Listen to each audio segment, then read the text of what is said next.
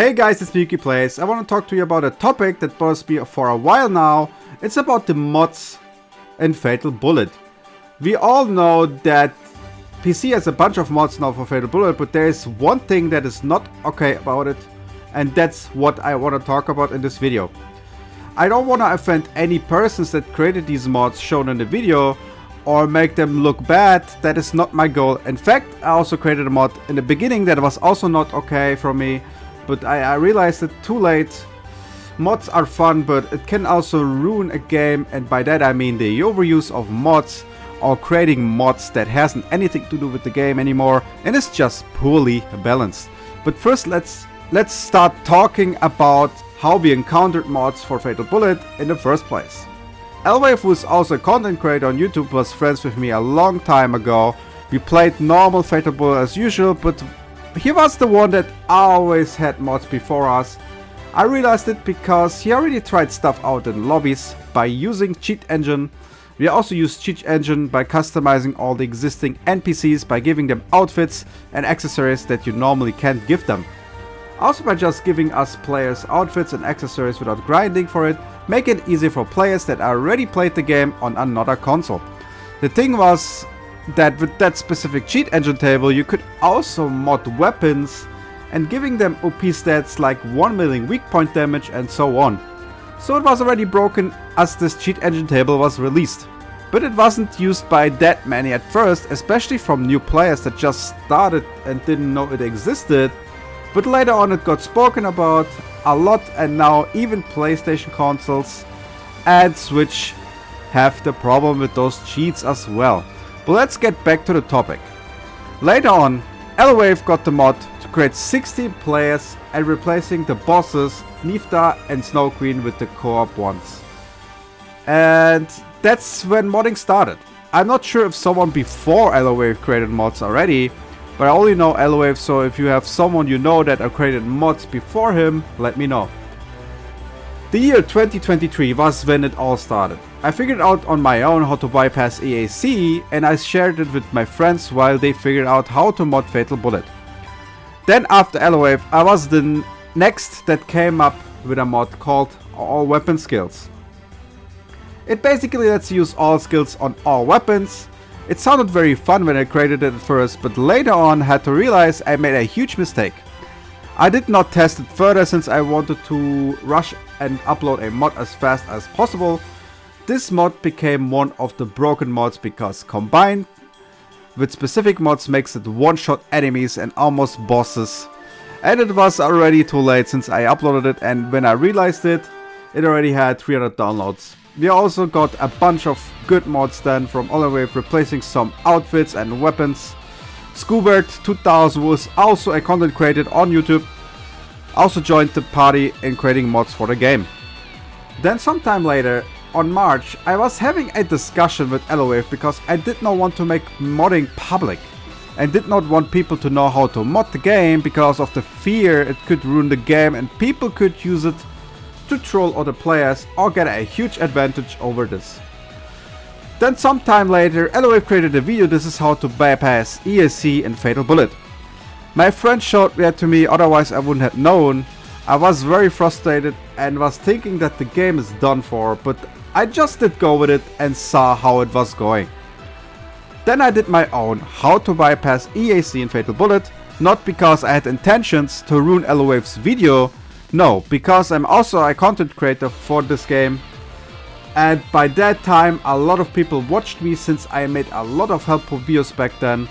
Also did I not really talk to Elwave because of the things we had in the past, so I did let him do his thing and I did mine. Later I then made my first online mod. With the help from Korax we found out how to multiply the enemies in co-op, making it more challenging and harder. So I made a mod about that, changed enemy equipment and level to make it very challenging. By that time we don't have any broken stuff besides the all skills mod. And the katana I made was balanced for the online play. 2 days later I made the more phrases mod, allowing players to have more chat options online since we cannot really chat in-game besides the lobby. Then we got our first mod that I was skeptical, the skills and action improvement mod. It changes a lot of stuff. It made skills and weapons stronger, especially weapon is the part where it started to be a bit over the top. For example, this mod gives double fire rate to Gatling guns, and we all know how broken the Pandemonium 3 is with its high damage, but then plus double fire rate and 1.5 times reduced heat makes it a very broken weapon that kills everything quick now. There's more unnecessary changes, but if you wanna know more, go to Nexus Mods and look it up. Then we got the better UFG mod. It basically lets you use UFG with unlimited range and it doesn't cancel mid-use. Me personally have nothing against this mod, but we saw people using it in PvP, what gives people a slight advantage, so I wasn't a fan of people using it in PvP. Then we got this mod. Yeah, we're not talking about this one. Then we got the mod that makes UFG give you an invisible buff, and I think you can see the problem here. The buff lasts for 5 seconds, what means if you spam UFG over and over again, I'm just immortal object that probably only you with cheats can kill. Also very bad in PvP, but I think you all know that. We got then our first advanced character customization from Elewave, what is a very good mod. I'm happy about that, and finally the next enemy enhanced mod that makes the game way more harder than my online co-op mod. But this mod can be combined with my multi-spawn mod to make online also extra hard. Try it out if you wanna see hell. Then Elewave came up with the best mod ever, better connections in co-op. Yes, finally no more lags in online. With that we can finally all play together no matter what region you are, unless you have an internet connection that is so bad that even your grandma's old router gives you a slight hope. Then we got another mod that I personally find unnecessary, the reduced level 4 cooldown. You guys know that the game gives us accessories that has 25% recharge time. We can use it to increase it to 50%, so we can already spam skills, and especially with the pistol weapon art. But this mod makes it even more possible to spam skills, so not really a good idea. I then created the next online mod, the single player online. It lets you play online all single player content. If you wanna know more, watch this video showing on screen. Then we got a mod that is the most downloaded mod for Fatal Bullet, the IKEA mod. I mean everything for sale mod. This mod made by my friend Thijs completely ruins the way the game was intended to be played. Grinding for weapons. Yeah, this mod lets you buy every weapon in the game in legendary quality, and with random chips means if you buy enough you might eventually get a god roll Cedar by just buying it in the shop. It's good for people that lost their save file and that are just coming from console and start new on PC. But everyone can download the mod to avoid grinding completely. That was the point where I was scared for the future of Fatal Bullet PC. But it wasn't the reason yet that made me play Fatal Bullet less. Then we got another game, Enhanced mod, that is the same as the other one, but now with stronger AI and enemy, but still isn't strong enough to balance out the skills and weapons, so it was still a mod that kills anything very fast. Then Aqua started making new weapons, what was the first sign of more weapons to be added in the game. Then we got our first Hero PvP mod. I know very well that he did this to balance out the Hero PvP characters, that every chart can be played without any chart to be broken. But the reason why I did not like it was because after my first testing of my own Hero PvP mod, I didn't felt right. It didn't feel right to me, and I wanted at least PvP to be unchanged, since that was the mode I liked a lot with my friends, and not because I hate Scoobert or his mods.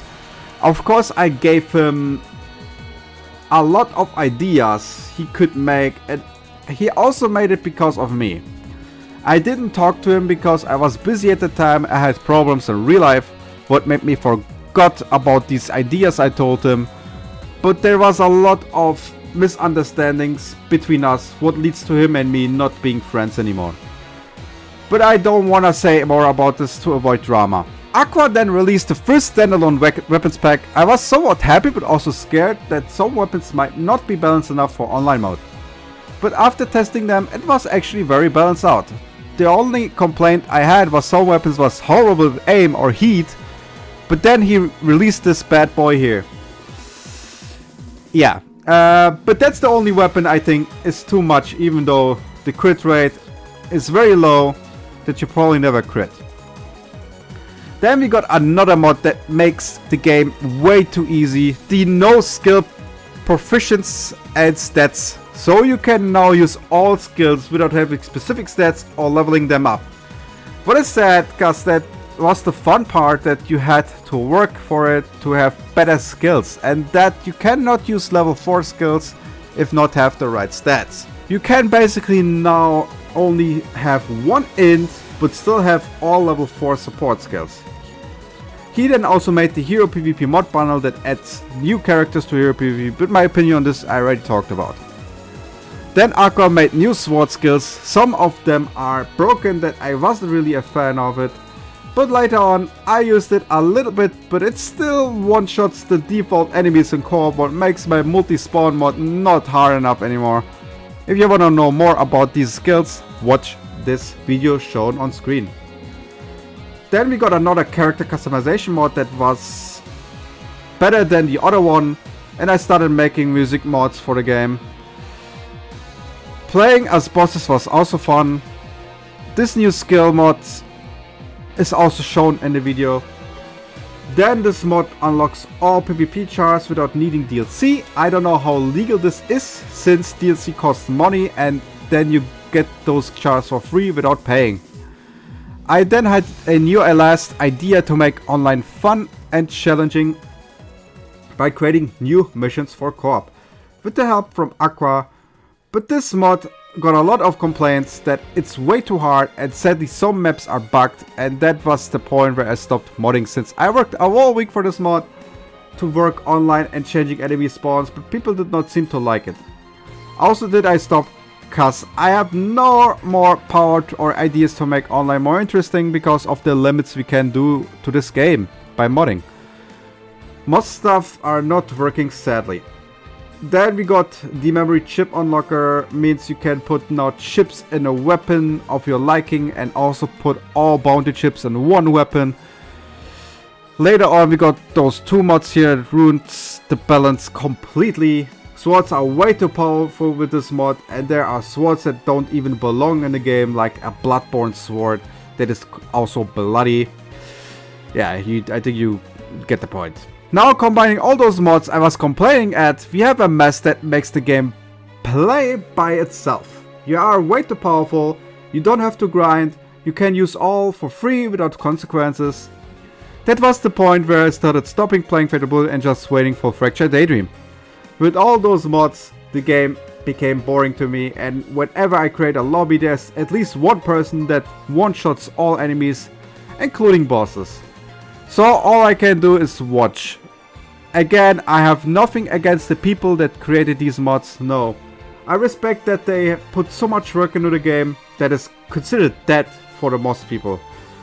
But some mods make the game not enjoyable anymore, but this is also all my opinion.